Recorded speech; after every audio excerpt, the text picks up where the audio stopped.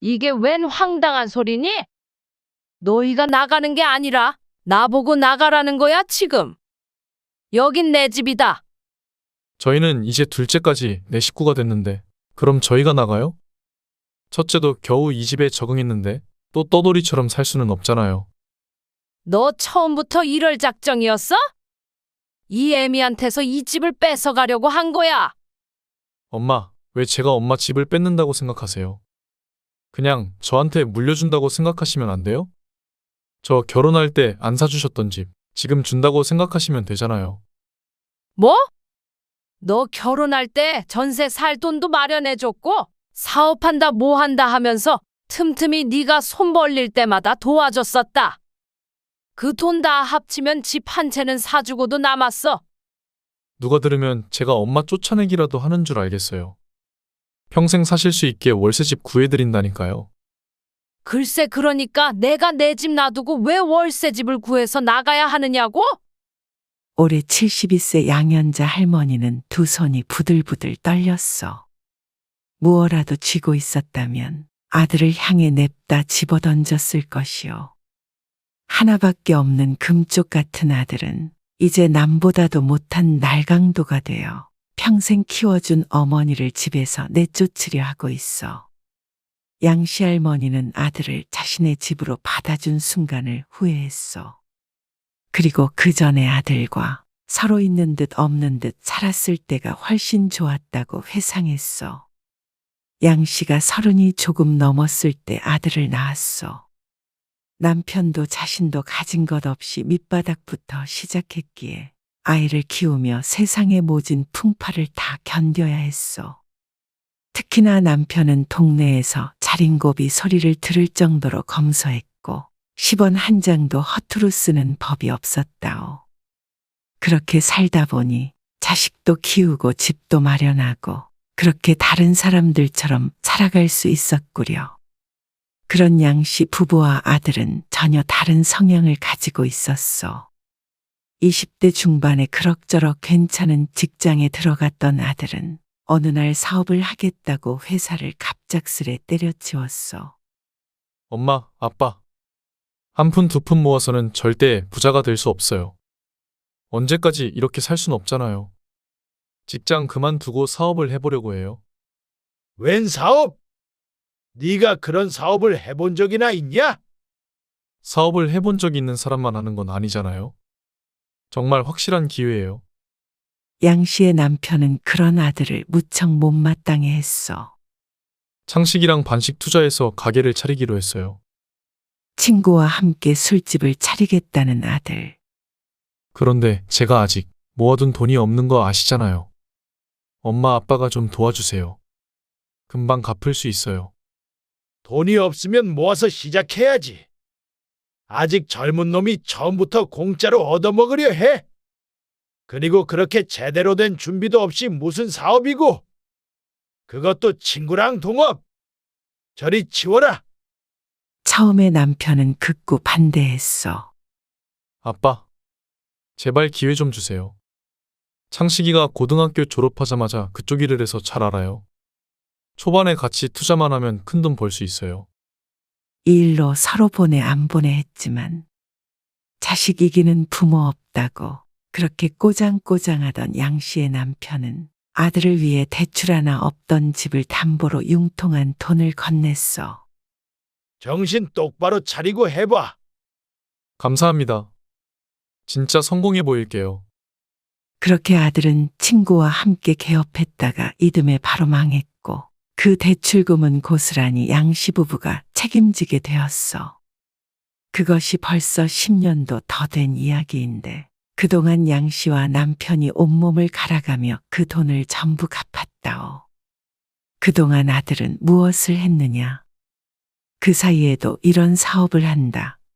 저런 사업을 한다 하며 크고 작게 손을 벌린 일이 셀 수도 없었어. 이러다 모두 함께 죽을 듯하여 양 씨의 남편이 아들에게 선언했어.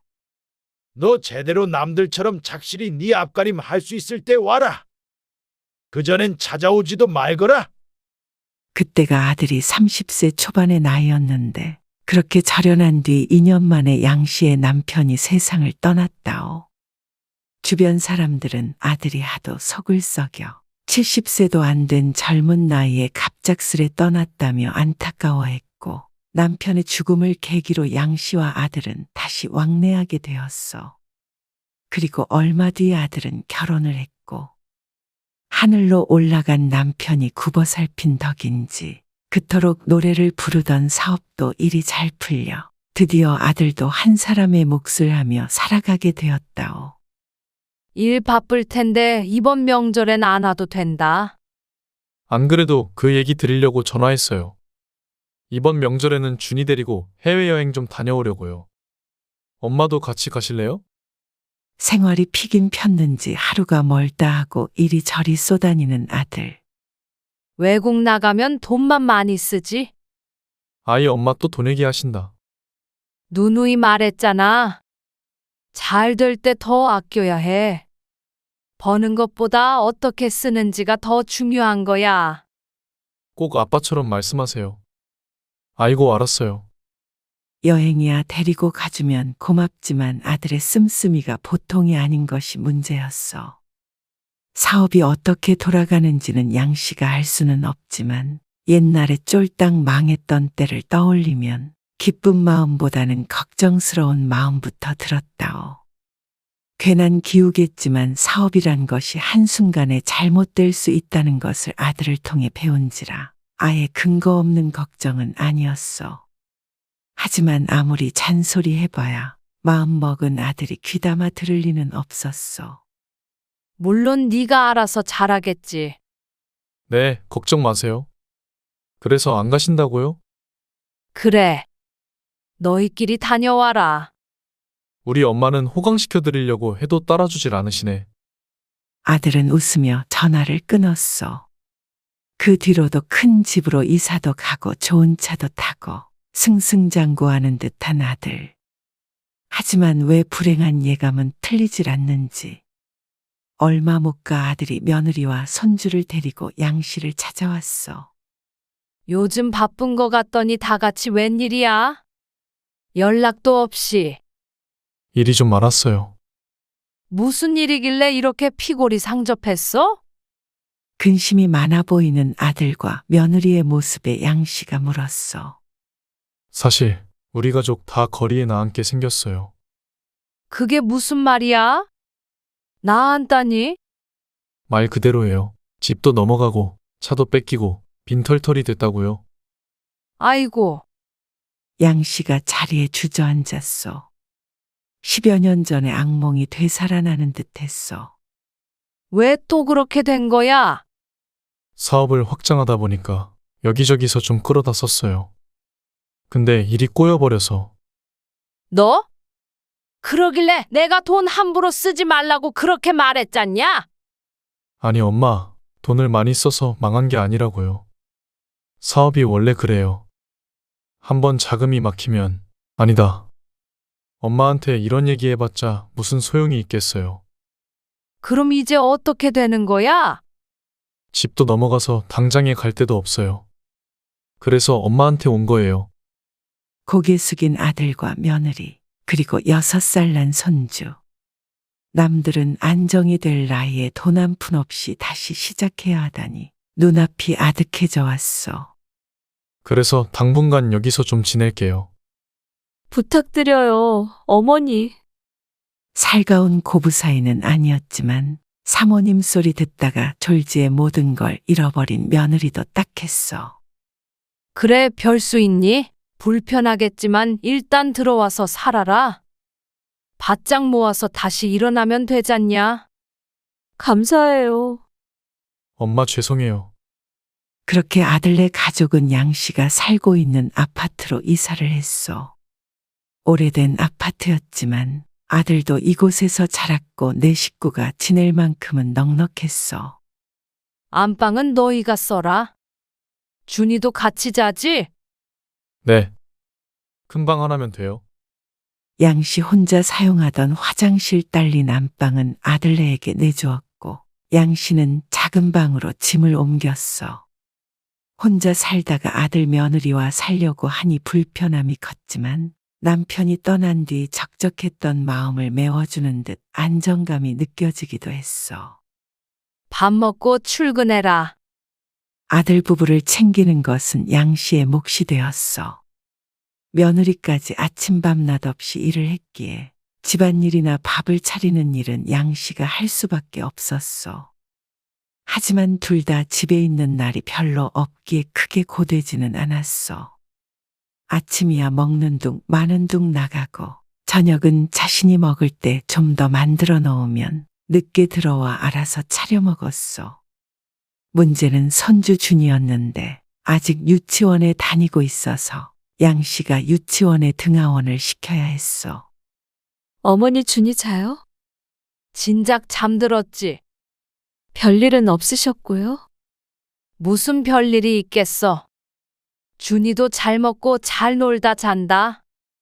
엄마 고마워요. 엄마 아니었으면 우리 이렇게 일하지도 못해요. 그런 소릴랑 말고 일이나 열심히 해라. 준이 걱정은 하지 말고. 결혼 후 자주 만나지도 않았던 며느리는 처음에 양 씨의 집으로 들어오고 무척이나 어색해했는데 점차 시어머니와 사는 삶에 적응해 갔어. 매일 일만 하느라 이런저런 돈 나갈 일이 없으니 돈은 착실히 모였고 마음도 여유가 생기기 시작했어. 양 씨도 이렇게 함께 사는 삶도 나쁘지 않다고 생각하게 되었다오. 그러던 어느 날이었어. 손주를 유치원에 보내고 오랫동안 알아온 동네 친구를 만났어. 언니, 나 요즘 여기 가슴 쪽에 몽우리 같은 게 잡혀서 신경 쓰여. 검사 한번 받아보려고. 자신의 겨드랑이 부근을 만지며 하는 말에 양 씨도 고개를 갸웃했어. 나도 있는데? 이게 있으면 안 되는 거야? 그러자 친구가 만져보더니 화들짝 놀라는 것 아니겠어? 어머, 언니. 언제부터 있었던 거야? 글쎄 얼마 안 된 것 같긴 한데. 왜 그래? 혹시 유방암 아냐? 그러자 양 씨의 눈이 크게 뜨였어. 유방암? 설마? 혹이겠지. 몇 달 전에 검사했을 때도 혹 몇 개가 있다는 소리를 들었기에 무언가 만져줘도 그러려니 하고 있었던 양 씨. 아니야, 언니. 나 아는 사람도 이렇게 만져져서 병원 갔는데 유방암이더래. 너도 있다며? 그러니까 검사해 본다 그러는 거지. 암이면 어떡해? 심란해진 양 씨가 다시 한번 몽우리 같은 걸 만져보았어. 동그란 구슬이 들어가 있는 듯한 느낌에 이리저리 만져보았는데 통증은 느껴지지 않았다오. 아프지는 않은데. 그게 그렇게 만진다고 아픈 줄 알아? 언니도 당장 병원 가서 검사해봐. 생각지도 못했던 일에 양 씨는 병원 예약이 잡힌 다음 주까지 내내 마음이 어지러웠어. 이러한 사실을 아들에게는 알리지 않았다오. 일주일 뒤 초음파를 해보더니 심각한 표정을 짓는 의사를 보며 양 씨는 침을 꼴깍 삼켰어. 왜 그러세요? 유방암이 맞아요? 한참을 화면을 들여다보던 의사는 정밀 검사를 해봐야 한다고 대답했어. 와장창 하늘이 무너지는 소리가 환청처럼 들렸어. 그럼 암일 수도 있다는 건가요? 아직은 모르고요. 검사를 해봐야 알 수 있습니다. 병원을 나오면서도 정신을 제대로 차릴 수가 없었어. 결과가 나올 때까지 또 기다려봐야 한다는데 단순 혹이 아닌 듯하다는 말을 들으니 이미 암 진단이라도 받은 듯 했어. 엄마 오늘 왜 그래요? 어디 아파요? 얼굴이 새하얗게 질린 채 멍하니 앉아있는 양 씨가 이상했는지 아들이 물었어. 그러자 옆에 있던 며느리도 양 씨를 의아하게 쳐다보았어. 아직 결과가 나온 것은 아니지만 혼자서 감당하기엔 너무나도 두려웠어. 그래서 입 밖으로 터져나오는 말을 멈출 수 없었어. 사실은 한참을 양 씨의 말을 듣던 아들과 며느리도 큰 충격에 휩싸인 듯 대답을 하지 못했어. 일을 어쩜 좋니? 아니겠죠. 그냥 혹이겠죠. 저번에도 혹 있다고 하셨잖아요. 그런데 이번엔 좀 다른가 봐. 어떡해요? 한순간에 초상집이 되어버린 집. 너희한테 괜히 말했나 보다. 신경 쓰지 말어라. 결과 나오면 그때 얘기하자.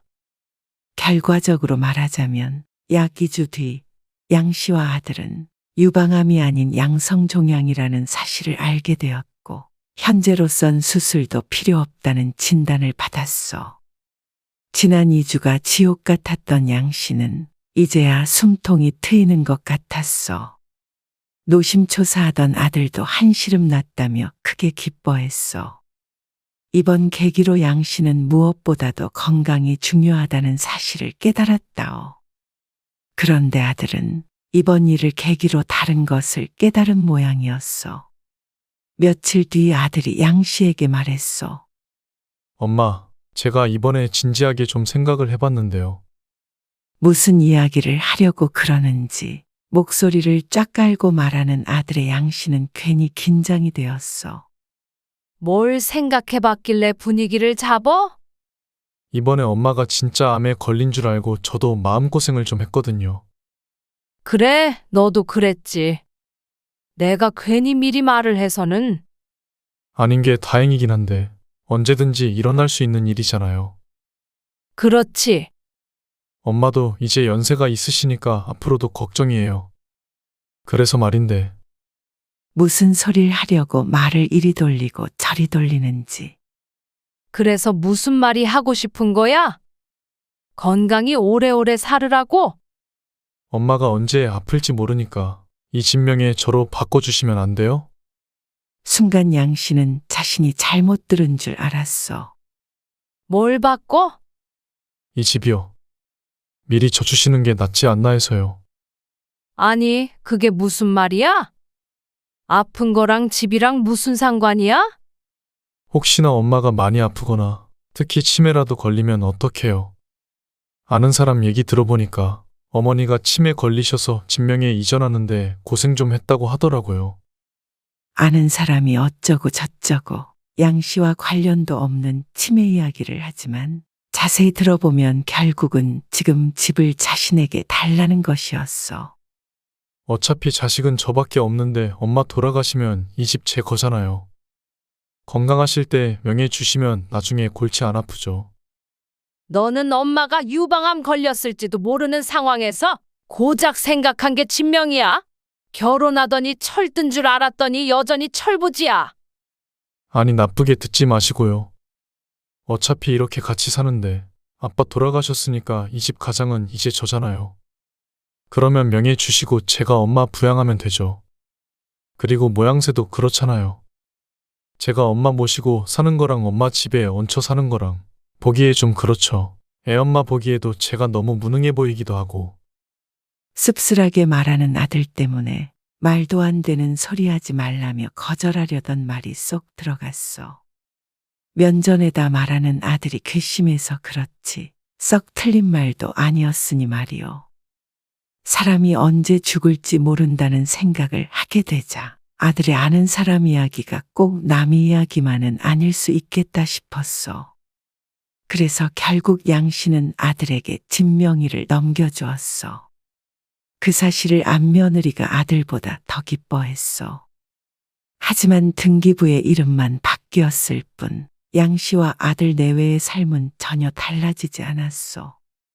그러다가 몇 달 뒤 며느리가 둘째를 가졌다는 소식을 듣게 되었어. 뭐, 둘째를 가졌어? 네, 어머니. 사정이 좋아졌지만 아들의 외벌이로 살기엔 부족했기에 걱정이 앞섰어. 애미야, 축하한다. 하지만 임산부 앞에서 걱정스런 기색을 내비칠 순 없었다오.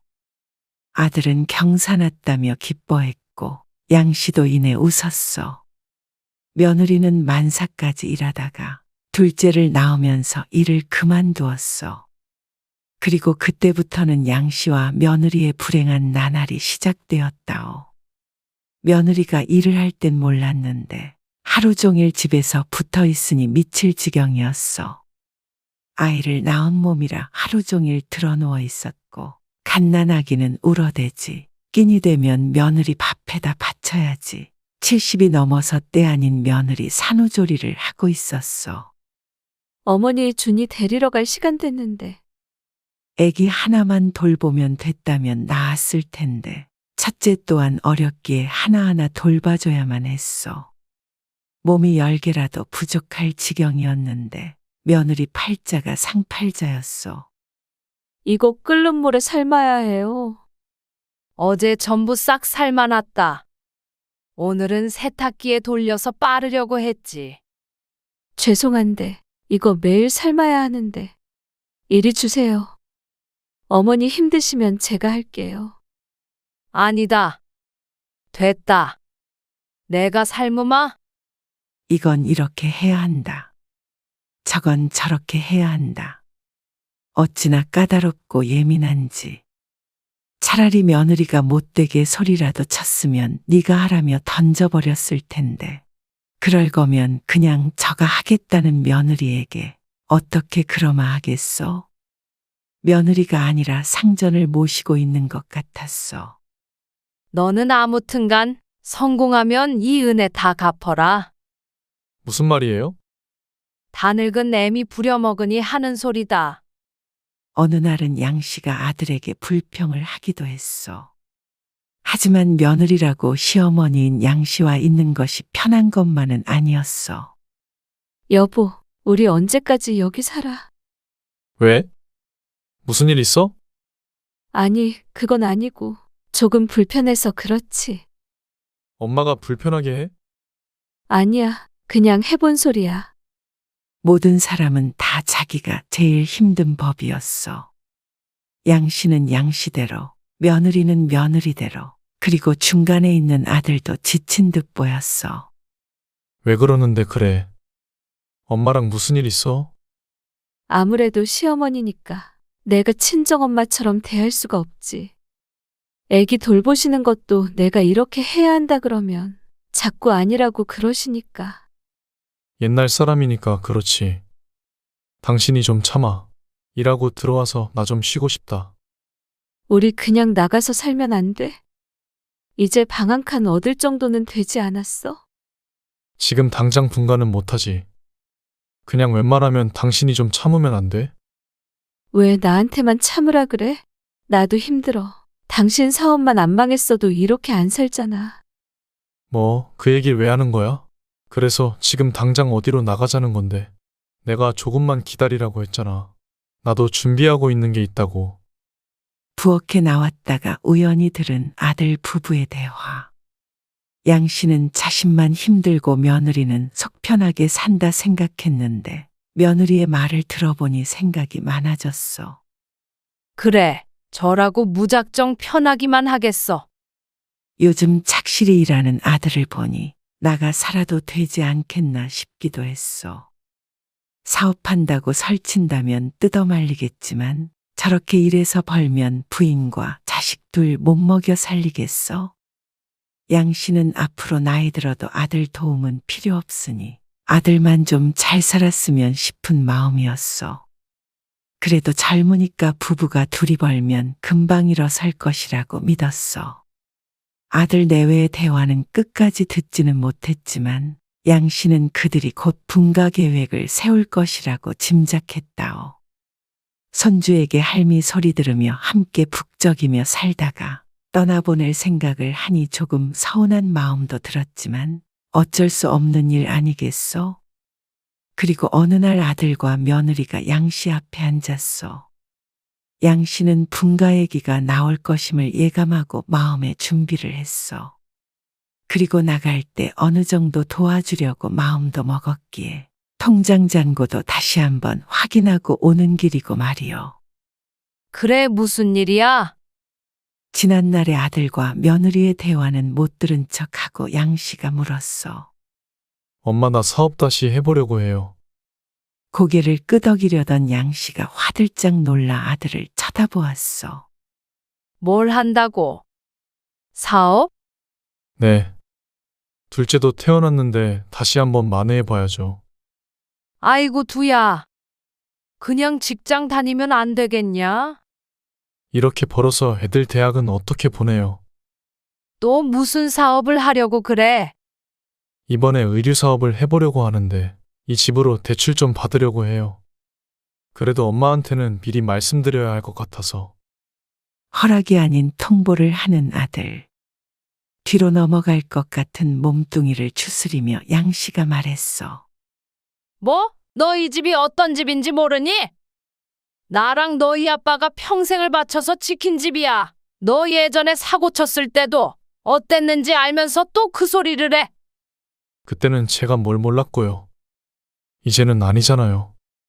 그리고 이 집은 엄마 죽을 때까지 가져갈 노후 자금이야. 대출 소리는 다신 하지 마라. 집만 가지고 있으면 뭐가 돼요? 엄마 지낼 곳은 제가 따로 마련해 드릴게요. 이게 도대체 무슨 소린지 아들의 말이 양씨의 머릿속에 제대로 입력되지 않았어. 그게 도대체 무슨 소리야? 내가 지낼 곳을 마련하다니?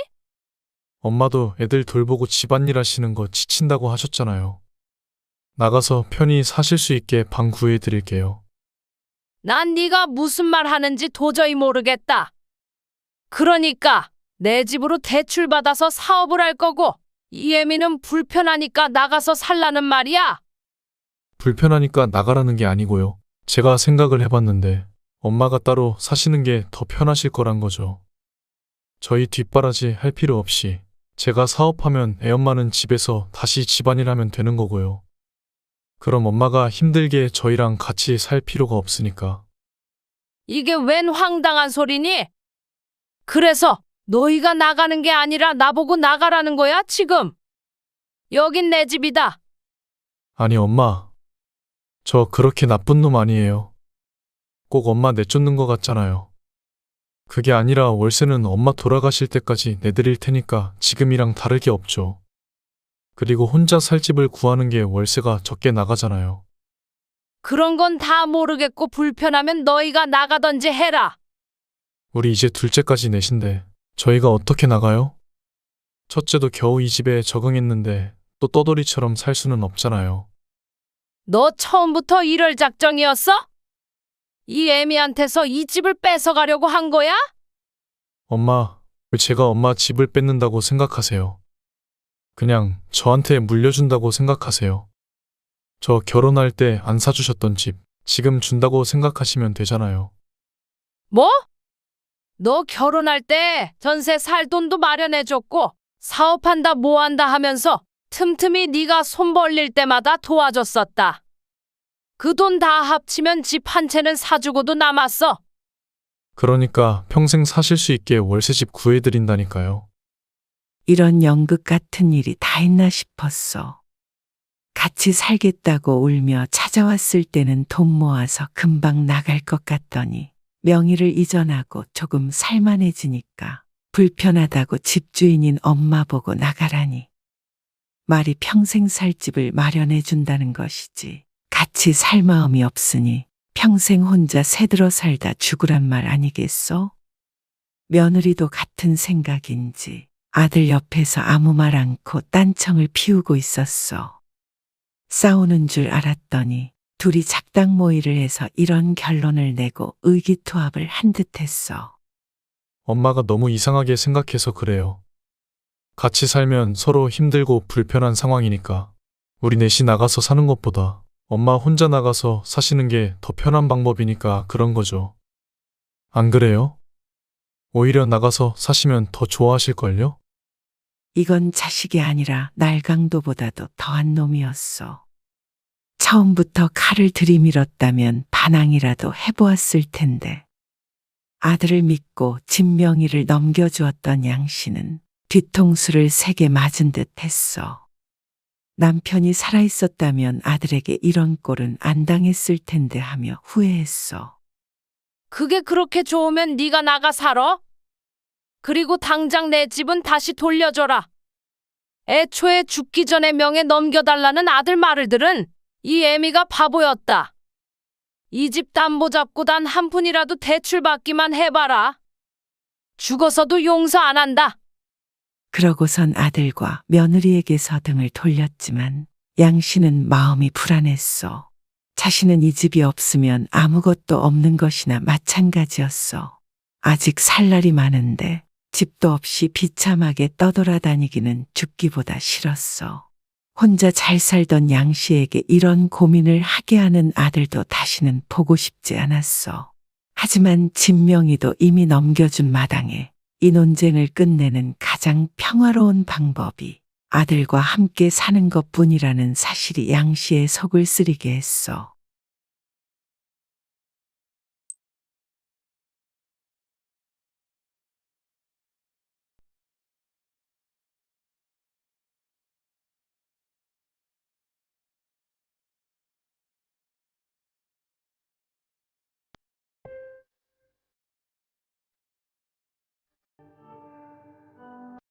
다음 추석 때는 처갓집부터 가는 게 공평하다 그래서 그렇게 하라고 했더니 여기선 하루도 안 있고 그 집에는 3일씩이나 있어? 그러면 다음 추석 때는 처갓집에 하루 있고 우리 집에서 3일 잘래? 그게 아니라 엄마. 나는 사위니까 가면 편하게 아무것도 안 하고 맛있는 것만 먹고 쉬다가 오는데 애엄마는 며느리잖아요. 시댁에서 편하게 못 있으니까 그렇죠. 뭐? 내가 언제 며느리 부려먹든? 와도 손 하나 까딱 못하게 했다. 아니, 엄마가 안 시켜도 마음이 불편하잖아요. 그게 얼마나 스트레스겠어요. 엄마도 같은 며느리 입장에서 한번 생각해봐요. 그렇게 불편하면 앞으로 오지 말어라. 이번 일만이 아니다. 나도 그동안 서운한 거 많았지만 며느리 눈치 보느라 한 번도 뭐라 한 적 없다. 나도 참을 만큼 참았는데 더 이상은 안 되겠다. 아들과 통화하던 전화기를 꺼버린 어머니는 올해 75세 된 심정옥 할머니. 심씨 할머니는 아들 며느리와 안 보는 것이 차라리 마음이 편할 것 같다는 생각을 하며 시근덕거리는 호흡을 가라앉히려 노력했어. 고향 것. 내가 지를 어떻게 키웠는데. 올해 38세가 된 하나밖에 없는 아들. 이제 남의 아들이 되어버린 듯 했어. 아들을 결혼시키는 것이 이런 의미인 줄 알았다면 진작 마음의 준비라도 했을 텐데. 며느리를 얻는다고 생각했었던 것이 자신의 고리타분하고 어처구니 없는 상상일 뿐이었다는 것을 지난 몇 년 사이에 뼈저리게 느끼게 되었어. 며느리가 시집 오는 것은 다 옛말일 뿐이었고 심씨 할머니의 아들은 장가를 가서 아예 말뚝을 박은 듯 했다오. 그 옛날 결혼 후 아이가 들어서질 않아 모시고 살던 시아버지에게 모진 구박을 당하며 살았던 심씨 할머니. 10여 년 후 시아버지가 돌아가시고 나서야 기적적으로 늦둥이를 임신했어. 그리고 시아버지가 그토록 권했던 아들을 낳은 것이 심씨가 38세 때였어. 어차피 나올 거, 진작 나왔으면 그 고생을 안 했을 것을. 아들은 심씨의 한이었고 전부였기에 누구보다 귀하게 키웠어. 그런 아들이 고등학생이 되었을 때 남편이 세상을 떠났어. 그러나 큰 부자는 아니었어도 남편이 남기고 간 집도 있었고 심씨 또한 경제활동을 하고 있었기에 번듯하게 아들을 키울 수 있었다오. 그렇다고 그 과정이 쉬웠던 것은 결코 아니었어. 심씨 홀로 자식을 키우기엔 세상이 녹록지 않았어. 그렇기에 아들에게 더욱 기대게 되었던 것 같소. 아들은 30 초반까지 취업이 안 되어 심씨가 뒷바라지를 했고 대기업에 들어간 뒤에 생활이 어느 정도 필만하자 결혼을 하겠다며 젊은 여자를 데리고 왔어. 그때가 아들이 34세, 며느리가 28세. 4년 전의 일이요. 상견례 때도 심씨의 미래가 어떻게 될지 단서가 있었지만 심씨는 그땐 미처 몰랐다오. 예비 며느리가 젊어 어느 정도 짐작은 했지만 사돈을 처음 만난 상견례 날 심씨는 깜짝 놀랐어. 나중에 알고 보니 그 당시 심씨가 71세였는데 사돈은 모두 50대였어. 자신이 아들을 늦게 보기도 했고 달랐고 사돈이 일찍 결혼했기에 서로 나이 차이가 크게 났어. 요즘 시대가 바뀌었다고는 해도 반반씩 하는 건 좀 아닌 것 같지 않나요? 남자가 집, 여자가 혼수. 옛날엔 다 그렇게 살았잖아요. 그래야 맞는 거고. 그리고 곱게 키운 아직 어린 딸 보내는 거니까 사돈 어른이 그 정도는 해주실 거죠? 요즘 젊은 사람들은 전부 반반씩 해서 결혼한다던데. 70대인 심씨보다도 오래된 옛날 얘기를 꺼내는 사돈. 하지만 그렇게 말하지 않아도 심씨는 아들이 결혼할 때 꼭 집 한 채는 해주고 싶어서 악착같이 모았다오. 그럼요. 저희가 집은 해가야죠. 안 그래도 애들이 저희 집 근처에 집을 알아보고 있는 것 같더라고요. 아무래도 아기가 태어나면 친정엄마가 봐주고 해야 하니까 이해하시죠? 금시초문이었어. 어디에 살든 직장과 가깝고 사는데 불편함이 없다면 반대할 생각은 없었어. 다만 사돈집과 가깝다면 심씨가 사는 동네와는 자연히 멀어질 수밖에 없었다오. 심씨도 사람인지라 집은 자신이 사주는데 사는 건 사돈 근처라고 하니 서운한 마음이 들 수밖에 없었어. 하지만 굳이 마음의 소리를 바깥으로 꺼낼 필요는 없었어. 네, 이해해요. 아무래도 며느리는 친정하고 가까운 게 마음이 편할 테니까요. 어머, 이렇게 이해심 많은 시어머니 만나서 저희 딸이 행운이네요. 30도 안 된 딸 보내야 해서 너무 마음이 아팠는데 조금 마음이 놓여요. 그리고 우리 사위도 든든하고요. 아들 잘 키우셨어요. 어휴, 제가 드릴 말씀이에요. 이렇게 딸 예쁘게 잘 키우셨는데 당연히 섭섭하시겠죠. 사실 그렇죠. 그러니까 부디 시집살이는 시키지 마세요. 애가 아직 어려서 뭘 모를 때가 있어요. 우리 사위랑 나이 차이가 많이 나잖아요. 그러니까 어리다 생각하고 많이 봐주세요. 6살 차이가 나는 아들과 며느리이고 사실 28세면 어린 나이도 아니었어. 하지만 심씨는 웃으며 말했어. 시집살이는요? 절대 안 시킵니다. 그런 걱정은 하지 마세요. 하지만 이어서 들리는 사돈의 말에 표정 관리가 힘들었어.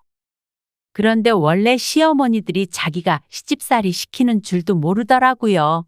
저는 딸만 둘이라 잘 모르겠지만 그러고서는 호호 웃는데 초면에 뭐 이런 사람이 다 있나 싶었어.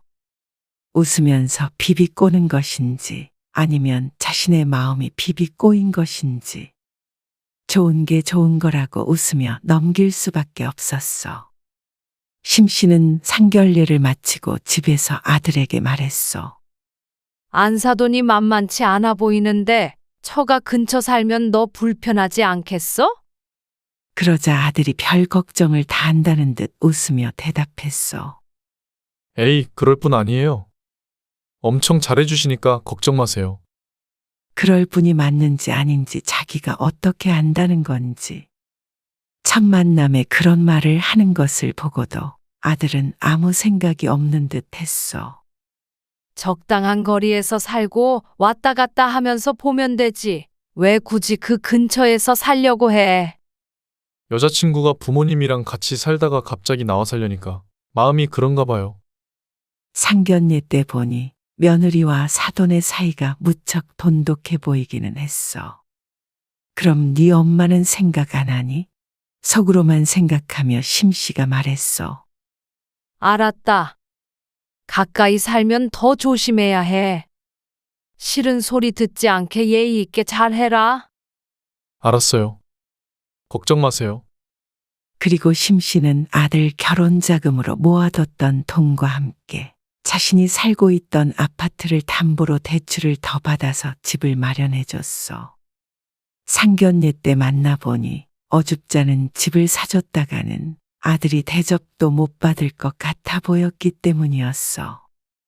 물론 사돈집 근처에 말이요. 요새는 아들 가진 것이 죄인이라더니 맞는 말 같았어. 하지만 그것까지는 심씨는 절대 후회하지 않았어. 결혼을 하고 얼마 안 되어 며느리가 아들을 낳았어.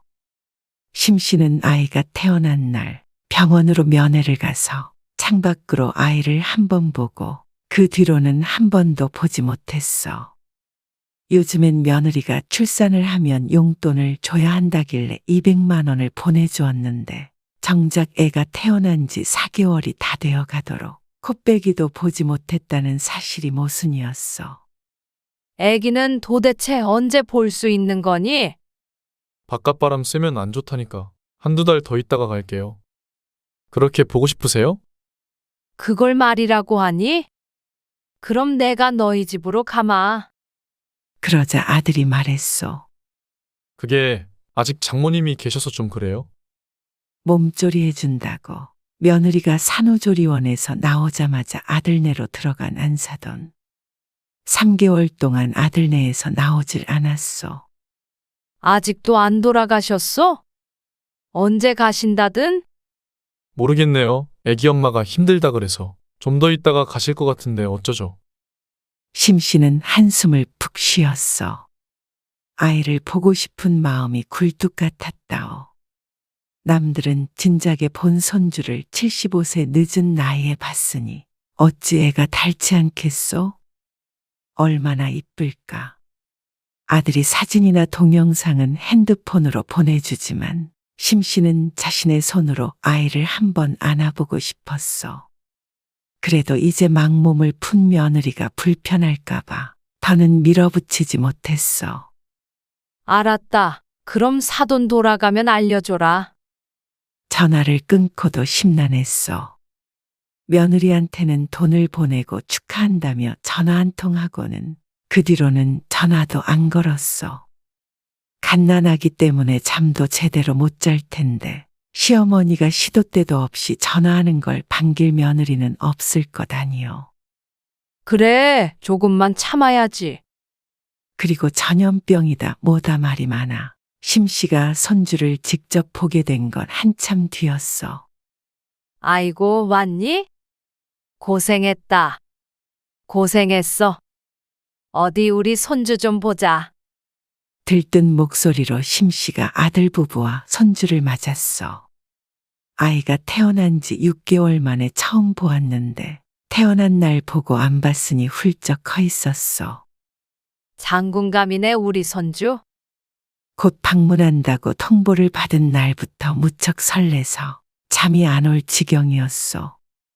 그래서 이불 빨래도 전부 새로 하고 아침 일찍부터 대청소를 했어. 처음 차려주는 밥상이라 임금님상 저리 가라. 상다리 부러지도록 차렸다오. 새아가, 많이 먹어라. 그래야 몸도 회복하지. 잘 먹겠습니다. 막 며느리가 숟가락을 들었는데 눕혀놨던 손주가 울었어. 내가 볼 테니까 너는 편히 먹어. 어머니도 식사하셔야죠. 나는 이거 차리면서 간 보느라 배가 다 부르다. 걱정 말고 먹어. 실제로 심씨는 밥을 안 먹어도 손주를 보고 있기만 해도 배가 부른 기분이었어. 설거지는 제가 할게요. 아니, 됐다. 네가 무슨 설거지를 해. 어서 가서 애기나 봐. 그렇게 먹은 것을 치우고 과일도 깎아주고 심씨는 아들 부부가 잘 방으로 들어갔어. 아기와 함께 잘 수 있게 미리 사둔 매트리스를 바닥에 깔았고 그 위엔 새로 빤 이불을 덮었어. 이부자리를 봐주고 방을 나왔는데 아들 내외가 그새 과일을 다 먹고 자리에서 일어나 나갈 채비를 하고 있었어. 아니, 안 자고 벌써 가니? 장모님이 애 봐주시기로 해서 우리 둘이 오랜만에 데이트 좀 하려고요. 온 지 2시간이 됐을까. 뭐? 그럼 애는 내가 봐줄 테니까 둘이 바람 쐬고 와라. 아니에요. 장모님 댁이 우리 집이랑도 가깝고 그래야 맘 편히 데이트를 하죠. 그리고 내내 장모님이 봐주셔서 애도 낯을 안 가리니까. 나도 앞으로 자주 봐야 할머니인 줄 알 거 아니니? 앞으로 자주 오면 되죠.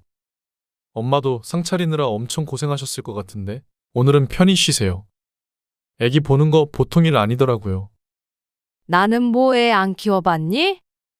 에이, 그래도 엄마 때랑은 다르죠. 아무튼 이만 가볼 테니까 쉬세요. 웃으며 매정하게 떠나버리는 아들. 아들과 며느리가 떠나고 이불 깔린 방을 한참 쳐다보다 불을 탁 끄고 나오는데 허탈한 감정이 들었어. 겨우 보게 된 손자를 몇 번 안아보지도 못하고 보낸 심씨. 그리고 손자도 손자지만 아들도 굉장히 오랜만에 보는 것인데 조금 더 있다 가면 어디가 덧나나 심술도 났어. 품에 끼고 살던 자식도 결혼하면 남이 된다더니 아무리 그래도 심씨는 서운하고 서운했어. 그리고 얼마 안 있어 어버이날이 되었을 때 아들은 다시 심씨의 집에 방문했어. 엄마, 오늘은 자고 갈게요. 저번에 너무 서운해 하시길래 마음에 걸렸어요. 서운해하는 걸 아는 놈이 그렇게 돌아섰는지 속으론 궁시렁거리면서도 반갑게 아들네를 맞았어. 전에 서운했던 마음과는 별개로 심씨는 무척 신이 난 상태였어. 혹시나 해서 이불을 또 새로 빨아놓았는데 잘했다 싶었다오. 이 방에서 자라. 다 깨끗하게 청소해놨어. 네, 어머니. 감사합니다. 오느라 고생 많았을 텐데 저녁 차리는 동안 푹 쉬고 있어. 그리고는 심씨는 며느리가 불편할까 싶어 아이가 궁금해도 저녁상을 차릴 때까지 방문을 열어보지 않았어. 저녁 식사가 끝난 뒤 아들이 봉투를 건넸어. 엄마, 어버이날인데 이거 용돈 쓰세요. 이런 거 주지 말래도 작년에도 봉투를 받았었는데 같은 금액이 들어있었어. 뭘 30만 원씩이나 줘. 애기 기저귀나 사지. 기저귀 살 돈은 있으니까 그런 걱정은 마시고요. 친구들 만나서 맛있는 거 사드세요. 참 고맙다. 심씨는 봉투를 소중히 서랍에 넣었어. 결혼 전에는 한 번도 받아본 적 없었던 용돈인데 그래도 아들이 결혼하니 달라지긴 했어. 이제 어서 씻고 방에 들어가서 쉬어라. 애기 좀 내가 봐줄까? 아니에요. 제가 돌볼게요. 어머니 쉬세요.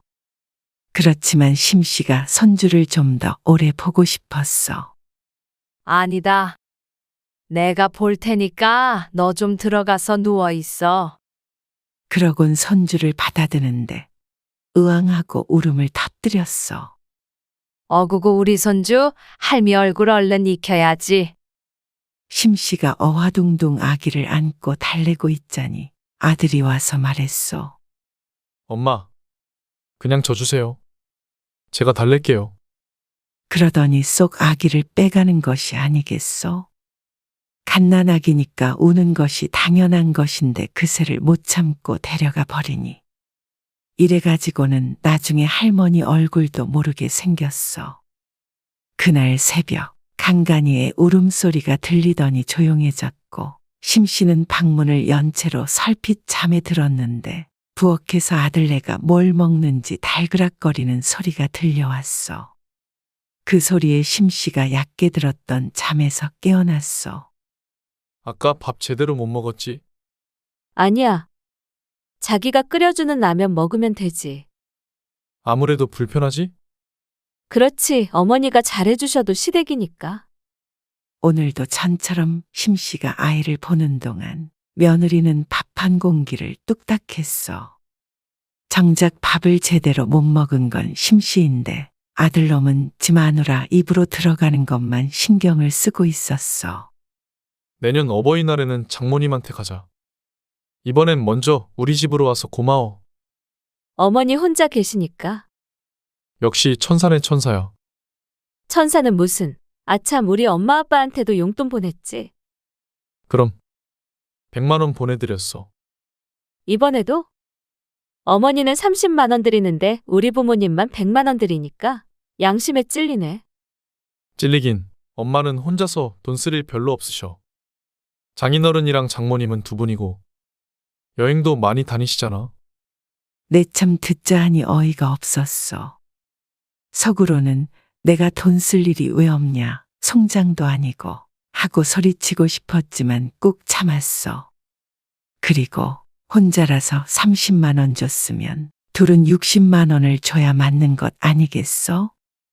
마누라가 예쁘면 처가댁 말뚝에도 절을 한다더니 아들은 절이 아니라 더한 것도 할 기세였어. 며느리가 문제가 아니라 아들놈이 문제였어. 방문이라도 닫고 싶은데 깼다는 기색을 보이고 싶지 않아서 둘의 대화를 계속 들어야 했어. 특별히 험담을 하는 것도 아닌데 왜 이렇게 마음이 헛헛한지. 그래, 돈이 뭐가 중요하냐.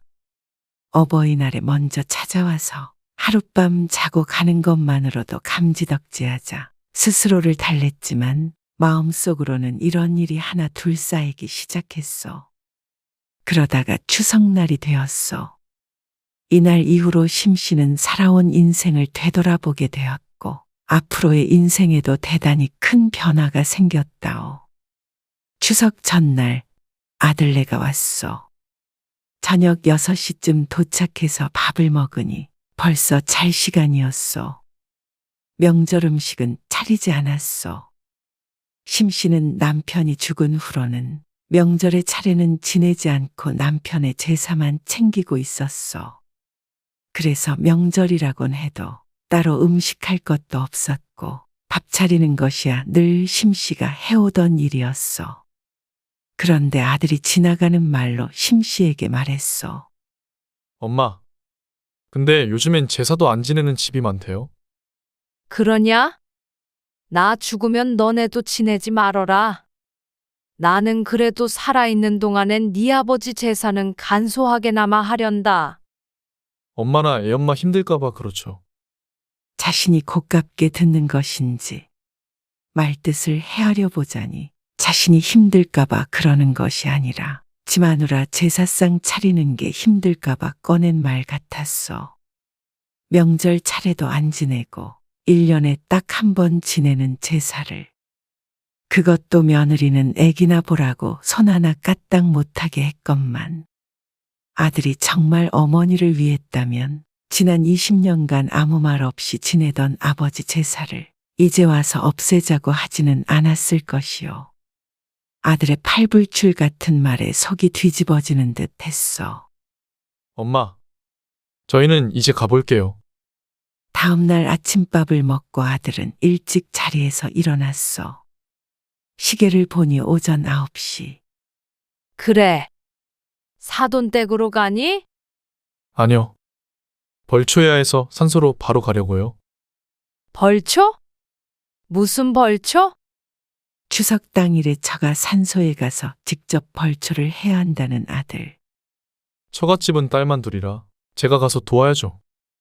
바깥 사돈 계시잖아? 장인어른은 허리가 안 좋아서 작년에도 혼자서 하시다가 알아누우셨대요. 벌초.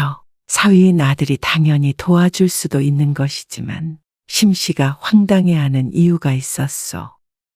너는 네 아버지 산소도 벌초해 본 적이 없잖아. 그건 작은아버지가 할머니 산소하면서 아버지 산소도 해주시니까 제가 할 일이 없었던 거죠. 이제는 놀랍지도 않았어. 여기서 따져봐야 뭐하겠어. 옆에서 눈치만 보고 있는 며느리도 딱하고 자신도 그저 쉬고 싶어 군말 없이 아들을 보내는데 현관문을 나서기 전 아들이 말했어. 아참, 애엄마랑 얘기해봤는데 내년부터는 명절이든 무슨 날이든 번갈아 가면서 먼저 가기로 했어요. 추석에 여기부터 왔으니까 설에는 처가댁에 먼저 갈게요. 그래. 요즘 사람들은 그렇게도 한다는 말을 듣긴 들었다. 심씨도 며느리였기에 이해가 안 되는 것은 아니었어. 그렇기 때문에 아침밥 먹고 부랴부랴 일어나는 아들 내외를 잡지 않았던 것이요. 알아서들 해라. 차례도 안 지내는데 나는 상관없다. 그러고 아들이 나가고 그래. 네 잘났다. 아들이 떠난 현관에다 대고 한마디 한 것이 전부였어. 이번 추석 연휴는 무척 길었는데 심씨는 아들이 가고 연휴 내내 홀로 집에 있었어. 누구는 여행도 가고 누구는 가족들이랑 시끌벅적하게 보낸다던데 외로운 마음이 들었어. 그래서 아들에게 전화를 걸었어. 뭐 하고 있니? 애기 얼굴 좀 영상통화로 보여줘라. 그러니까 아들이 대답했어. 지금 장모님 장인어른이랑 저희 집에 가고 있어요. 운전 중이에요. 황당한 말이 들려왔어. 벌써 추석이 지난 지 3일이나 흘렀는데 지금까지 사돈네에 있었다는 아들. 너 여태 거기 있었어? 연휴가 기니까요. 근데 이제 연휴 끝나는데도 또 너희 집에 같이 간다고? 내 연휴에 맞춰서 휴가 내서 괜찮아요. 아들 회사가 괜찮은지 안 괜찮은지 궁금한 것이 아니었는데 아들은 눈치가 없었어. 심씨 집에는 추석 하루 전에 와서 당일 아침 일찍 갔으니 하루도 안 있다가 갔으면서 사돈 식구랑은 일주일 내내 붙어 있겠다는 것 아니요? 서운하다 섭섭하다 그간 한마디도 한 적 없었지만 이것은 참기가 힘들었어. 너희는 공평한 거 그렇게 좋아하더니? 우리 집엔 꼴랑 하루 있고 그 집엔 그렇게 오래 있어? 그러면 다음 추석 때는 처갓집에 하루 있고 우리 집에서 3일 잘래? 그게 아니라 엄마. 나는 사위니까 가면 편하게 아무것도 안 하고 맛있는 것만 먹고 쉬다가 오는데 애엄마는 며느리잖아요. 시댁에서 편하게 못 있으니까 그렇죠. 뭐? 내가 언제 며느리 부려먹든? 와도 손 하나 까딱 못하게 했다. 아니, 엄마가 안 시켜도 마음이 불편하잖아요. 그게 얼마나 스트레스겠어요. 엄마도 같은 며느리 입장에서 한번 생각해봐요. 그러는 너는 처갓집 안 불편하냐? 참나, 너는 내 아들이야? 그 집 아들이야? 그럼 사돈네는 언제까지 너희 집에 있는다는 거야? 그러자 아들이 머뭇거리며 대답했어. 그게 저희 집에 하루 있다가 월요일, 화요일엔 다 같이 여행 갈 것 같아요. 심씨는 그 말을 듣고는 소리쳤어. 너 참 처가에 잘한다. 상이라도 줘야겠네. 그런데 네 애미는 여행 갈 줄 모른다던. 너희가 언제 나 데리고 어디 간 적이나 있니? 엄마는 여행 안 좋아하잖아요. 여행 안 좋아하는 사람이 어디 있어? 너희 불편할까봐 그랬지? 내뱉는 한마디 한마디마다 어찌나 속을 뒤집어 놓는지 그것도 재주라면 재주였어. 그리고 말이 나와서 하는 말인데 너희 집도 말이야. 내가 사준 집인데 난 몇 번 가보지도 못했다. 아니, 집 사준 건 사준 거고요. 그걸로 생색내면 어떡해요.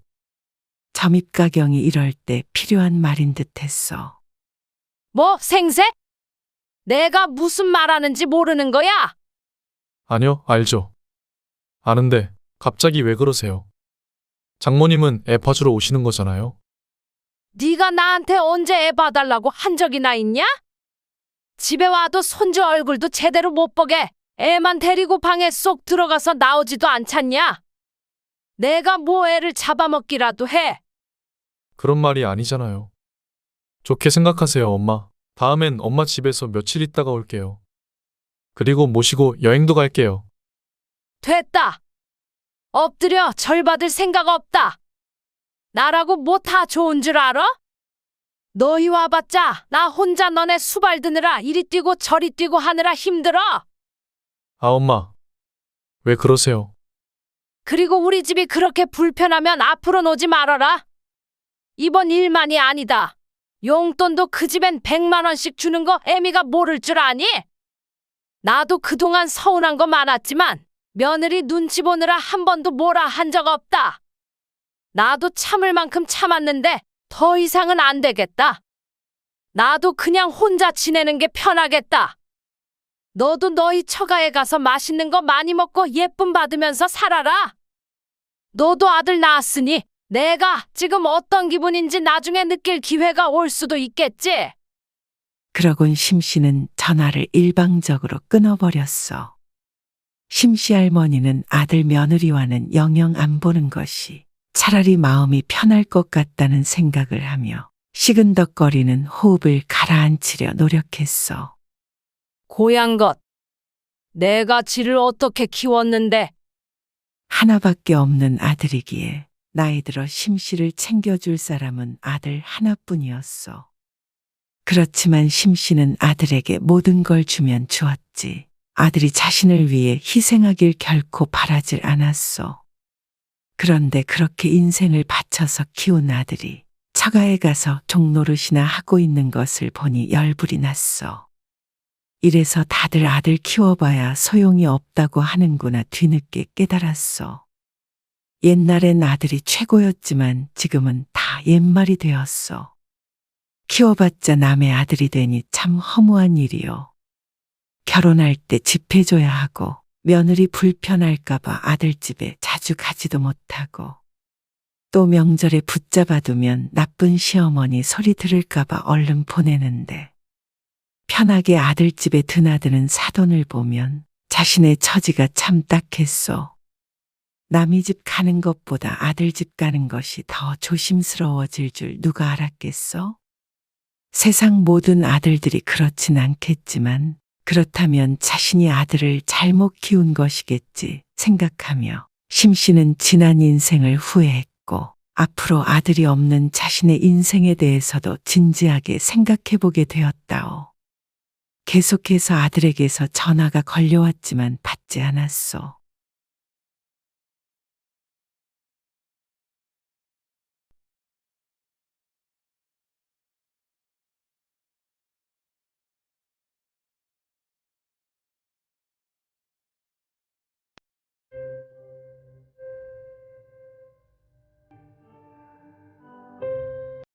아니요, 엄마. 그래도 며느리가 시아버지 제사라고 일 끝나고 힘들게 왔는데 용돈도 안 주고 보내는 게 어딨어요? 뭐? 음식도 전부 내가 했고 설거지도 내가 다 했다. 너희는 와서 밥밖에 더 먹었니? 일부러 일도 안 시켰더니 왜 난리야? 그래도 기분이 그게 아니죠. 요즘 시아버지 제사 챙기는 며느리가 흔해요. 그리고 갑자기 왜 그러세요? 늘 주시다가 그러면 애엄마가 제사 때 또 가고 싶겠어요? 그러게 오지 말라는데 왜 와? 용돈 줄까봐 그러냐? 서운하게 왜 말을 그렇게 하세요? 지금 서운한 게 누군데 그래? 아버지 제사 기억도 못한 놈이 말이 많다. 아들과 전화 통화로 다투고 있는 올해 80세가 된 최명자 할머니. 최씨 할머니는 자식이 아들 하나였고 남편은 일찍이 세상을 떴어. 그때가 아들이 7살 땐가 8살 땐가. 남편이 살아있을 때도 풍족한 가정은 아니었지만 돈 버는 사람이 한 사람 줄어버리니 그때부터 최 씨의 인생은 고난의 연속이었어. 파출부 일도 해보고 시장에서 나물도 팔아보고 공장에서 망치질도 해보았어. 그야말로 안 해본 일 없이 온갖 굳은 일은 다 해보았다고 해도 과언이 아니었다오. 아들이 국민학교에 다닐 땐 도시락에 맨밥과 김치만 싸줬을 정도로 하루하루 힘들게 살았어. 지금도 그때를 생각하면 한스러운 최 씨였어. 그러다 최 씨가 40대 중반쯤 되었을 때였어. 최 씨가 나물 팔던 옆에 국밥집이 있었는데 최 씨는 낮엔 나물을 팔고 저녁엔 그 국밥집에서 3시간씩 일을 했어. 그런데 그곳 사장이 갑작스레 큰 병을 얻어 가게를 최 씨에게 싸게 넘기고 떠났어. 정착하고 싶은 마음이 간절했던 최 씨는 무리하여 장사를 시작하였는데 그 결과는 역시 좋지 않았어. 그래, 잘 됐으면 나한테 넘기질 않았겠지. 저녁 시간엔 손님이 좀 있었던 터라 먹고 살만하겠다 싶었지만 이런저런 비용을 제하면 남는 것이 별로 없었다오. 그러던 어느 날이었어. 아니, 김치는 이렇게 맛있는데 국밥은 별로다. 요리 솜씨가 이렇게 따로 놀기도 힘든데. 가끔 오는 나의 지긋한 할머니가 말씀하셨어. 김치는 직접 한 거요. 네, 깍두기랑 배추김치랑 다 제가 직접 담갔어요. 차라리 김치를 팔아봐요. 내가 김치 맛을 좀 아는데. 새댁이 솜씨가 있네. 김치를 팔면 잘 되겠어. 국밥은 전 주인이 하던 그대로 전수받아 하고 있었고, 김치는 최 씨의 어머니에게 어깨너머로 배운 방법대로 만들고 있었는데, 손님의 이야기를 듣자 생각이 복잡해졌어. 그래, 믿져야 본전이지. 이대로 더 있다가는 길거리에 나앉게 생겼으니까. 손님의 조언을 듣고 얼마 안 되어 국밥집 자리에서 김치 장사를 시작하게 되었어. 그때 그 손님이 성견지명이 있었는지 처음부터 잘 되진 않았지만 입소문이 나면서 점점 장사가 잘 되기 시작했어. 그렇게 김치를 팔아서 여자 혼자의 몸으로 아들을 키웠어. 그 돈으로 아들을 대학도 보냈고 좋은 회사에 취직하고 결혼할 때까지 뒷바라지를 했다오. 그리고 지금까지도 그 자리에서 가게를 운영하고 있는데 80세가 될 때까지 판 김치를 쌓아보면 63빌딩 정도는 되었을 것이오. 아들은 35살에 초등학교 선생님과 결혼했고 아들을 하나 낳았소. 어느덧 손자도 벌써 중학교에 올라가게 되었으니 세월이 참 빨리도 흘렀어. 우리 며느리는 1년에 한 번 볼까 말까야. 돈 준다고 할 때만 찾아오는데 아주 여시야, 여시. 이 집이나 저 집이나 며느리들은 다 그렇지 뭐. 시장 여자들이 며느리 흉을 보는 소리에 최 씨는 그저 듣고만 있었어. 언니는 왜 말이 없어? 언니네 며느리는 안 그런가 보지? 하긴 초등학교 선생님이랬지? 교양이 있으니 당연히 안 그러겠지? 우리 며느리는 뭐 나한테 잘하지. 역시 언니는 좋겠수. 최 씨는 부러움을 한 몸에 받으며 어색한 미소를 지었어. 이렇게 표정 관리를 못하는 데에는 다 이유가 있었다오. 남들 앞에서 책 잡힐까 아닌 척은 했지만 최 씨도 어느 정도 공감을 하는 바였어.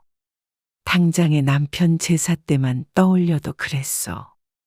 아들이 결혼한 후에도 남편 제사는 한동안 아들과 최 씨 둘만 지냈어. 아이들 가르치느라 힘든 며느리를 불러다 굳은 일 시키기 싫어서 애초에 부르질 않았었는데 5년 전 우연히 며느리가 제사 때 오게 되었다오. 아들 차가 고장나서 며느리가 데리러 와야 했기에 어쩔 수 없이 들렀을 것이요. 그래서 어쩌다 보니 이것저것 그릇도 나르고 하게 되었는데 그것이 미안하고 고마워서 며느리가 집에 갈 때 봉투에 50만 원을 담아주었다오. 어머, 어머니, 이런 거 안 주셔도 되는데요. 아니다. 내가 고마워서 그러지. 다음부터는 오지 않아도 된다. 우리끼리 작게 지내면 돼. 힘든데 뭐하러 와. 감사히 잘 쓸게요. 그리고 5년 전 그날 이후로 며느리는 매년 남편의 제사 때마다 참석했어. 돌아갈 땐 늘 흰 봉투와 함께였고 말이요. 그래서 시장 여자들이 하는 소리에 자신도 모르게 그때의 일이 떠올랐다오. 최 씨도 그녀들의 말이 남의 일이 아님을 최근 들어 부쩍 느끼게 되었으니 말이요. 제사 이야기가 나와서 하는 말이지만 작년 제사 때도 어이없는 일이 있었어. 보통은 최 씨가 아들에게 일주일 전쯤 아버지 제사라고 일러주는데 작년엔 정신이 없어 전화를 깜빡했더니 제사 당일날이 되어도 아들에게 언제 온다 간다 연락이 없는 것 아니겠어? 너 오늘 아버지 제사인 건 알고 있지? 혹시나 하는 마음에 그날 오후에 최 씨가 아들에게 전화를 걸었어. 아버지 제사요? 벌써요? 어찌나 화들짝 놀라던지 오히려 최 씨가 더 놀랐어. 너 아버지 제사가 언젠지도 모르냐? 이상하다. 집사람이 왜 말을 안 해줬지? 뭐? 네 아버지 제사를 네가 챙겨야지. 왜 선욱이 애미가 챙겨야 해? 아이 진짜. 요즘 정신이 없어서 그랬어요. 설마 제가 아버지 제사도 모를까 봐서요. 오늘 퇴근하고 갈게요. 최 씨는 한숨을 푹 쉬었어. 알았다. 다 차려놓을 거니까 너 혼자 조용히 왔다 가라. 엄마 지금 몸살 기운도 있어서 상도 조금만 차릴 거야. 선욱이 애미 오면 밥상도 제대로 차려야 하는데 힘들어서 오늘은 우리 둘이 후딱 하고 끝내자. 알았어요. 나 혼자 갈게요. 그리고 8시쯤 되었을 때 초인종 소리에 문을 여니 밖에는 아들과 며느리가 서 있었어. 애미야, 너도 왔니? 오지 말라니깐. 아니에요. 어머니, 그래도 아버님 제사인데 며느리가 빠지면 되겠어요? 그래. 어서 들어와라. 아들과 며느리가 들어와서 거실을 보더니 놀랐어. 엄마, 벌써 다 준비해놨네? 죄송해요. 제가 좀 더 일찍 왔어야 하는 건데. 아니다. 간소하게 차렸다. 몸이 안 좋아서 얼른 지내고 좀 누워야겠어. 그런데 최 씨의 바람대로 빨리 끝내고 쉴 수 없었어. 저녁 시간대 아들 며느리가 왔으니 함께 밥도 먹여야 했고 아들도 술을 한 잔, 두 잔 먹으니 자리가 길어졌어.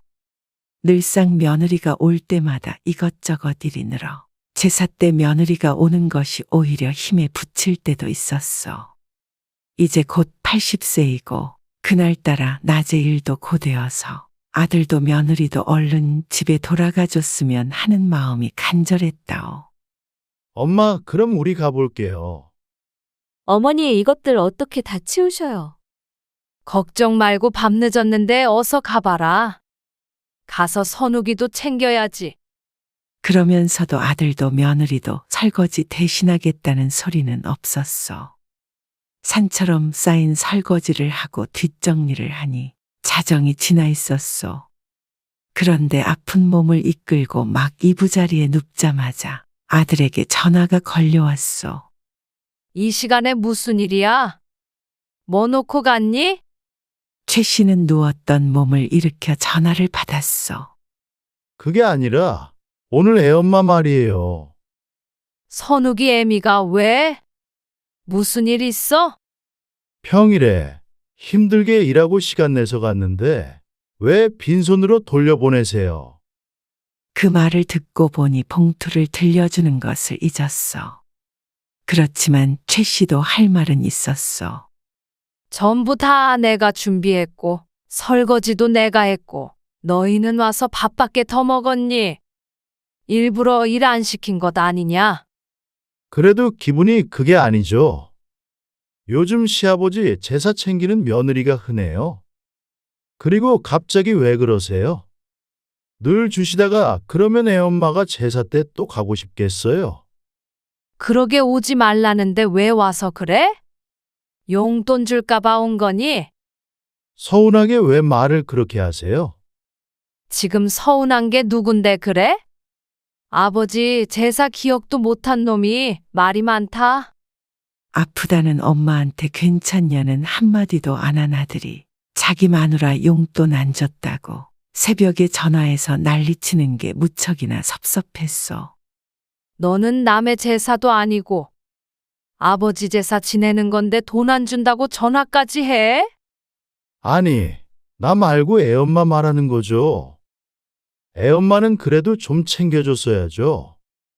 애미가 서운하다고 뭐라고 하더냐? 그렇게 직접적으로 말은 안 해도 내일 일찍 출근해야 하는데 밤늦게까지 제사 지냈으면 그러니까 제사 때 안 와도 된다니까 그러네. 아들의 말을 끊고 최 씨가 말했어. 안 주려고 안 준 건 아니었다마는 그래도 늘 섭섭치 않게 챙겨줬었는데 이런 말 들으니 내가 더 서운하다. 그러고는 최 씨가 먼저 전화를 끊었어. 그리고 한참 앉아서 생각하니 자신이 너무 심했나 싶기도 했어. 그래도 시간 내서 온 것은 맞으니 말이요. 그 일이 있고서 며느리와 대면대면하게 지내다 올해 제사 때는 불러서 다시 용돈을 챙겨주었어. 그런데 일은 자신이 다 하고 돈도 주고 며느리에게 오라고 부탁까지 해야 되나 싶어서 기분이 좋진 않았어. 이런 일이 한 번, 두 번 있자 특별한 날에 아들과 며느리가 방문한다고 하면 지갑부터 확인해 보게 되었어.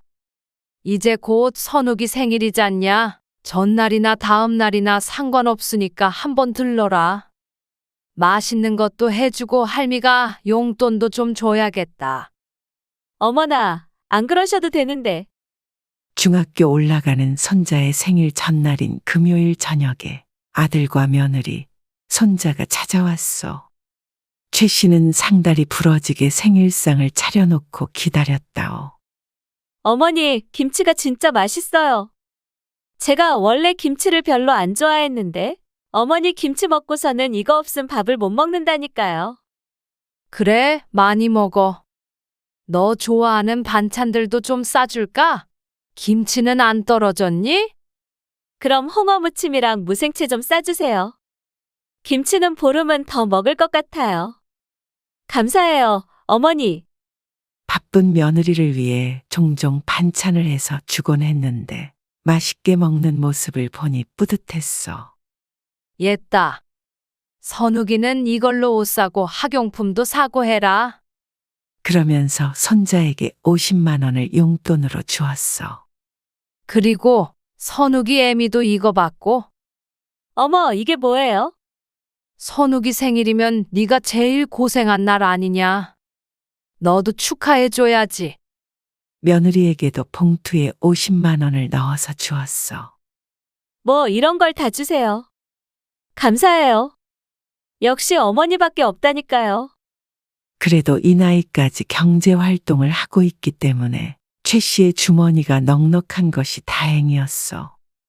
작년 제사 때 서운해하던 것은 기억나지 않는지 며느리는 무척이나 기분이 좋아 보였어.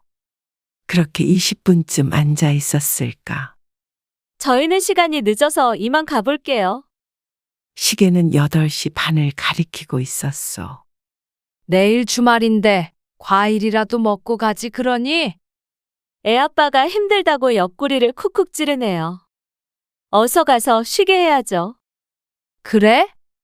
그럼 싸놓은 것들 챙겨가라. 며느리가 싸달라던 반찬과 과일을 두 손 무겁게 싸서 들려보냈어. 용돈을 주면 금방 자리에서 일어나는 듯한 것은 최 씨의 기분 탓일까. 최 씨는 아들 가족이 일어난 자리를 치우며 어쩐지 씁쓸한 기분이 들었어. 보름 뒤, 보름분의 김치만 남았다는 며느리의 말을 기억하고 최 씨가 아들에게 전화를 걸었어. 너 선욱이 생일날 김치 다 먹어간다고 그러지 않았어? 글쎄요. 난 기억이 안 나네. 내가 냉장고 사정을 어떻게 알아요? 그래, 그때 선욱이 애미가 그랬어. 이따 시장으로 김치 가지러 와. 챙겨 놓을 테니까. 알았어요.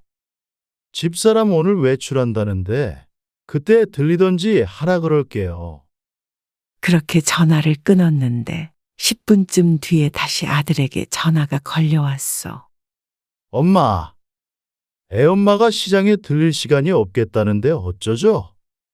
저녁에 엄마 집으로 가라고 할 테니까 엄마 퇴근할 때 김치통 집으로 가져다 놔요. 그 무거운 김치통을 80 먹은 엄마한테 집까지 들고 가라는 아들. 이런 효자가 다 있나. 최 씨가 한숨을 쉬었어. 그럼 너라도 오면 되지. 그럼 그냥 내일 가지러 갈게요. 오늘은 좀 집에서 쉬고 싶으니까. 아이고, 알았다. 그럼 퇴근길에 들러서 아예 너네 집에다 주고 가마. 어차피 가는 길이니 집까지 김치를 들고 갈 바에는 중간에 아들네 들러서 놓고 가는 게 나았어. 그래요, 그럼. 나야 좋죠. 오후 4시쯤 됐을 때 최 씨는 평소보다 이르게 퇴근 준비를 했어. 그리고 며느리에게 전화를 걸었어. 애미야, 김치 주려는데 너는 시장으로 못 오지? 선욱이 애비한테 가져가라 그랬더니 귀찮단다. 지금 퇴근할 건데 너희 집에 두고 가마. 저희 집에요? 좀 그러니? 그러면 내일 가져갈래? 아니에요. 그러면 그냥 식탁 위에만 놔주세요. 제가 정리할게요. 그래. 알았다. 그리고 아들네에 도착했어. 너는 늙은 애미가 이거 들고 여기까지 와야겠냐? 우리 엄마. 아직 짱짱하시네. 어이구, 무거워라. 김치통을 받아들며 아들이 능청스럽게 대꾸했어. 김치 냉장고에 넣어놔. 뭐가 뭔지 알아야 넣어놓죠. 맞다. 선욱이 엄마가 그냥 식탁에 두고 가라 그랬어. 그냥 넣으면 되죠. 그러면서 냉장고 이문저문 열어 제끼는데 보다 못한 최 씨가 말했어. 너는 그렇게 집안 살림을 하나도 못해서는 금방 이혼당하겠다. 나도 청소는 해요. 실없이 웃는 아들 보고 저리 비켜보라고 한 최 씨가 김치 냉장고 문을 열었어. 김치통들로 꽉 차 있는 냉장고 안을 들여다보며 최 씨가 고심했어. 남의 집 살림이다 보니 이것저것 정리할 수도 없고 해서 다시 김치 냉장고 문을 닫았어. 이거 김치 냉장고 꽉 차서 안 되겠다. 그냥 식탁에 둘 테니까 선욱이 애미 오면 정리해서 넣으라 그래. 뭘 그래요? 줘보세요. 일단 냉장고에다 넣어놔야지. 아들이 냉장고 문을 열었고 냉장고도 사정은 다르지 않아 보였어. 반찬통들과 비닐들로 꽉 찬 내부. 아들이 그 사이에 김치통을 쑤셔 넣으려 하니 최 씨가 말렸다오. 그렇게 막 넣으면 다 떨어지지. 비켜라. 그냥 대충 넣어줘요. 아들이 소파에 드러누우며 말했어. 너는 주말에는 네가 좀 밥도 하고 그래야지. 선욱이 애미도 일하는 사람인데 그렇게 퍼질러져 있을 거야? 주말에 왜 이렇게 잔소리를 하세요? 귓등으로도 안 듣는 아들을 뒤로 하곤 최 씨가 냉장고 안에 자리를 마련하기 위해 반찬통을 차곡차곡 쌌는데 어떤 냄새가 코를 찔렀어. 이건 내가 준 반찬통인데. 눈에 익은 반찬통 하나를 열어보니 썩은 내가 진동했어. 애구머니나. 여기서 냄새가 나고 있었구나 싶었는데 다른 반찬통 몇 개를 더 열어보니 한 달도 더 전에 싸주었던 음식들까지 고스란히 들어있는 상태였어. 도대체 언제 싸줬던 음식인지도 가물가물했어. 그리고 냉장고 한켠을 크게 차지하고 있는 검은 비닐봉지. 설마 하는 마음에 비닐 입구를 열어보았는데 손자 생일날 최 씨가 싸줬던 반찬들이 최 씨가 넣어놓은 그대로 썩고 있었어. 아예 열어보지도 않은 채 봉지채로 들어있었다오. 냉장고 안에 내팽개쳐진 반찬들, 최 씨의 마음도 함께 썩어 나뒹굴었어. 아들네 온다고 하루 종일 땀 흘려가며 준비했던 음식들이었어. 먹다 남아서 버리는 것까지는 이해가 가도 보름 동안 아예 꺼내보지도 않았다는 것이 충격적이었어. 요즘 젊은 사람들은 집에서 밥을 잘 안 해 먹는다지만 꺼내서 먹기만 하면 되는 걸 이렇게 방치하다니. 그리고 안 먹을 거면 애초에 싸가질 않으면 될 일 아니요? 힘들게 싸준 정성이 무시당했다는 생각에 화가 치밀어 올랐지만 꾹 눌렀어. 최 씨는 김치통을 얼른 넣어놓고 냉장고 문을 닫았어. 자신의 집도 아니고 며느리 살림이니 검사할 요량은 아니었지만 허락 없이 냉장고를 열어본 것은 자신의 잘못이니 가타부타 하기도 꺼려졌어. 일단 냉장고에 넣어놨으니까 나중에 김치 냉장고에 옮겨라. 알았어요. 애엄마 기다렸다가 식사하고 가세요.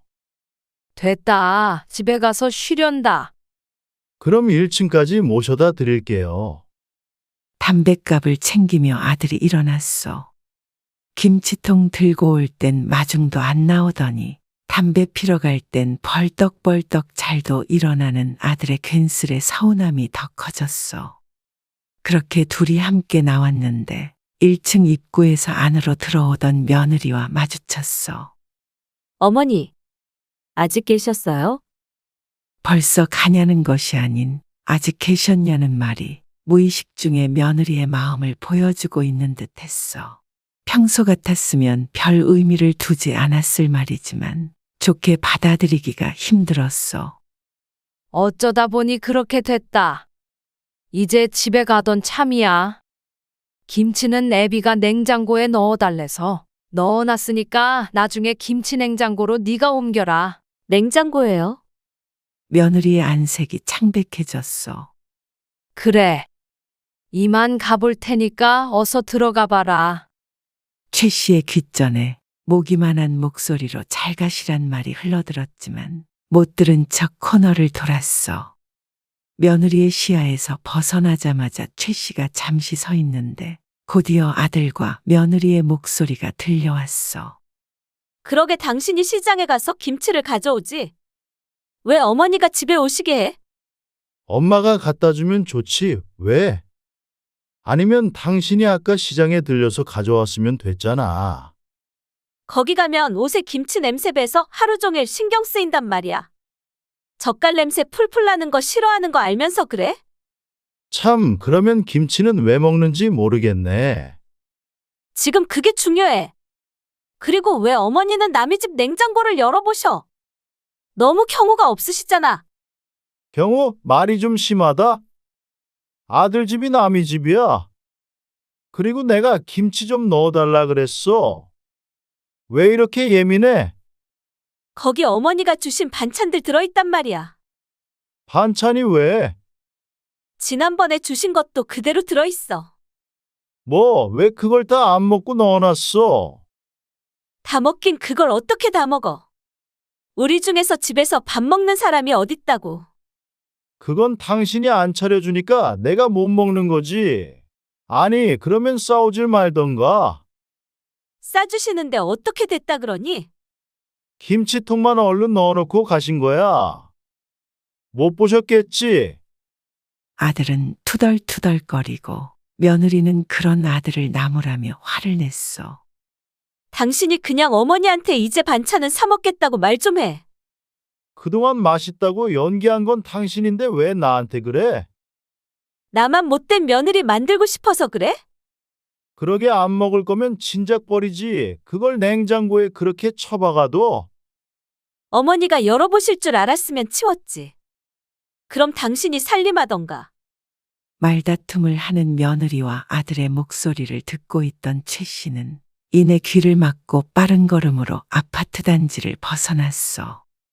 그리고 집으로 돌아가는 버스에 앉아서도 최 씨는 멍한 상태였어. 망치로 누군가 머리를 거세게 후려친 듯 했어. 이거 해주세요. 저거 해주세요. 며느리의 목소리가 귓가에 울리는 듯 했어. 최 씨도 시간이 남아돌아 반찬을 해다 바친 것이 아니었어. 맛있게 잘 먹었다는 며느리의 말에 퇴근 후에 시간을 쪼개서 해다 줄 때도 많았어. 그런데 저런 생각을 하고 있는 줄은 꿈에도 몰랐어. 시어머니가 듣고 있는 줄은 몰랐겠지만 그래서 더욱 본심이 나오지 않았겠어? 시어머니의 김치가 제일 맛있다던 며느리는 모순적이게도 김치 냄새가 싫어 시장에 오기 싫다고 했어. 그 젓갈 냄새 풍기는 김치 덕분에 저들이 번듯한 아파트에 살고 있는 것도 있고 말이요. 최 씨는 이불 위에 드러누워 한참을 생각했어. 어찌 보면 영 이해 못할 것도 아니었어. 그래, 젊은 애들이니까. 이제 반찬 안 주면 문제 없지. 좋은 게 좋은 거라고 차마 반찬을 싸주는 시어머니에게 거절의 말을 하지 못했을 며느리의 심정을 이해하려고 노력했어. 그리고 냉장고 문을 열어보는 것도 충분히 싫어했을 만하고 말이요. 하지만 머리로는 이해했지만 마음에 상처를 입지 않은 건 아니었기에 그 후로 아들과 며느리에게 먼저 전화하지 않았어. 그래서 사이가 이전보다는 대면대면해졌다오. 반찬을 주거나 김치를 주는 일이 아니면 며느리와 특별히 살갑게 수다를 떠는 사이도 아니었기에 최 씨가 연락하지 않으니 자연스레 멀어지는 걸 느꼈어. 그런데 이전 같았으면 왜 안 찾아오나 궁금해하고 집에 홀로 있는 것이 외롭다 느꼈겠지만 최 씨는 요즘 좀 다른 기분을 느꼈어. 며느리도 내 식구라고는 생각했지만 아들하고는 달라서 며느리가 집에 올 때면 괜스레 청소하게 되고 밥상도 신경 쓰게 되었는데 이제 차라리 편해진 듯 했어. 그리고 웃고 있는 며느리 얼굴을 보며 속으로는 무슨 생각하나 의심하게 되는 것도 싫었고 말이요. 엄마, 집사람 생일에 같이 찾아뵐게요. 며느리의 생일을 앞둔 어느 날 아들에게서 전화가 왔어. 선욱이 엄마 생일인데 너희끼리 시간 보내지 뭐하러 와? 집사람이 생일에 엄마가 해준 음식 먹고 싶다는데 어떡해요? 최 씨는 속으론 아들이 자신을 놀리나 싶었어. 그러나 둘이 다투던 이야기를 최 씨가 알고 있다고는 꿈에도 모르는 아들이 말을 이었어. 나 대신 엄마가 미역국 좀 끓여줘요.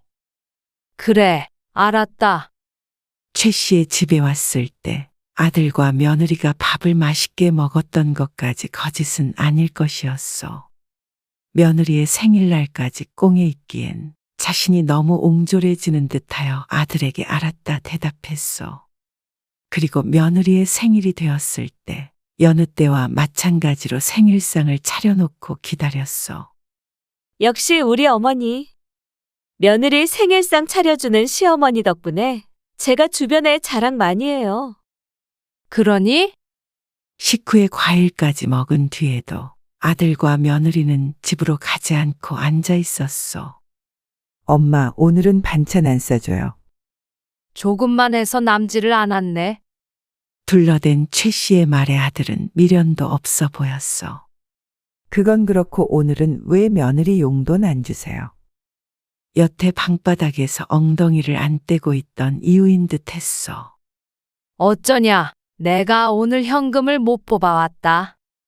깜빡했어. 아이, 참 요즘에 자꾸 깜빡하시네. 그럼 저희는 이만 가볼게요.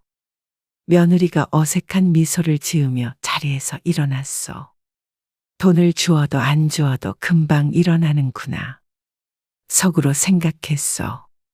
아들과 며느리가 가고 최 씨는 후회가 되기도 했어. 내가 너무 했나? 그래도 생일인데 선물 하나 안 줬으니.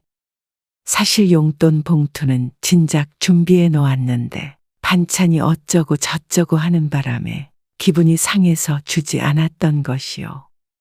이해하기로 마음먹었으니 나도 있자. 그래서 아들 며느리를 따라 내려갔어. 지하주차장에서 아들의 차가 있나 찾는데 또다시 며느리의 목소리가 들렸어. 괜히 온 것 같네. 뭐가 또 괜히 와? 밥 맛있게 먹어놓고 어쩜 어머니는 며느리 생일에 지갑 한 번 안 여셔. 깜빡하셨대잖아. 그래도 너무 하시잖아. 내일 출근하는 날인데도 이렇게 왔는데. 당신 생일이지, 엄마 생일이야. 또 그런다 진짜. 내가 틀린 말 했나? 어머니 돈도 잘 버시는데 용돈 좀 팍팍 주시면 어때서? 주변에 물어봐라.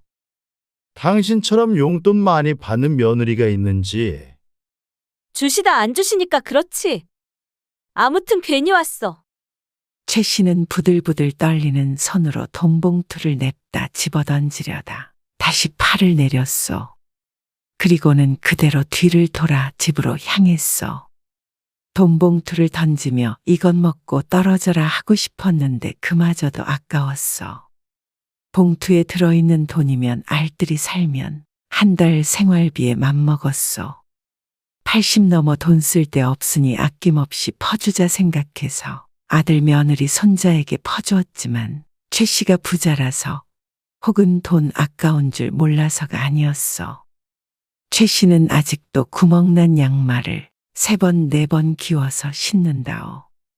그런 최 씨가 아들네에게 주는 것은 그저 돈이 아닌 사랑이었소. 아들에게는 어릴 때 못해주었던 건 맘껏 해주고 싶었고, 며느리에게는 고마운 마음을 표현하고 싶었다오. 반찬도 마찬가지였소. 그런 최 씨의 마음이 무참히 짓밟힌 듯했소. 아들, 딸이 최 씨의 집에 오는 것은 자신이 보고 싶어서는 아닌 듯 했으니 말이요. 이곳에서 당장 뭐라 할 수도 있었지만 최 씨는 그러지 않았소. 아들인 이상 최 씨가 죽을 때까지는 연이 닿아있을 테니 심한 말로 아들과 며느리를 할퀴고 싶지 않았소. 다만 최 씨는 다짐했소. 죽는 그 순간까지 아들이나 며느리에게 기대지 말고 기대하지도 말자. 그저 적당한 거리를 지키며 살자. 또한 이제 아들 며느리가 왔다고 버선발로 반기지 말고 허리 휘도록 밥상을 차려 바치지도 말자. 그러면 상처 줄 일도 상처 입을 일도 없을 것이요. 하지만 최 씨의 쓰디쓴 속을 달랠 길은 없었소.